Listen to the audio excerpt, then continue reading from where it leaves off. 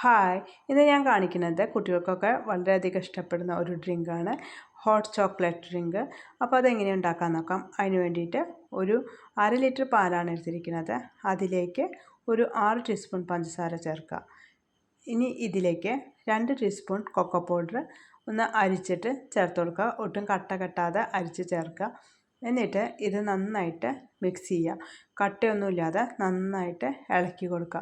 ഈ കട്ടയെല്ലാം മാറിയതിന് ശേഷം അടുപ്പ് കത്തിക്കുക. എന്നിട്ട് ഇത് തിളപ്പിക്കാനായിട്ട് വയ്ക്കുക.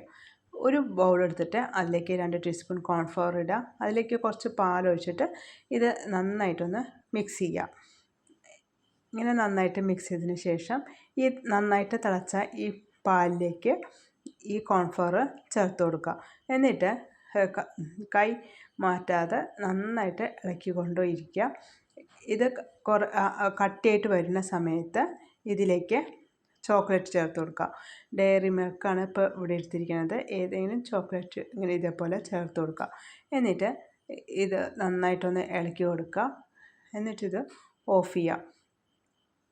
ഇത് നമുക്ക് വേറൊരു പാത്രത്തിലേക്ക്, ഒരു ഗ്ലാസ്സിലേക്കോ ബൗളിലേക്കൊക്കെ മാറ്റാം. അപ്പോൾ നമ്മുടെ ഹോട്ട് ചോക്ലേറ്റ് റെഡി ആയിട്ടുണ്ട്. എല്ലാവരും ട്രൈ ചെയ്ത് നോക്കിയിട്ട് അഭിപ്രായം അറിയിക്കുക. അടുത്ത നല്ല റെസിപ്പി ആയിട്ട് വീണ്ടും കാണാം. ബൈ.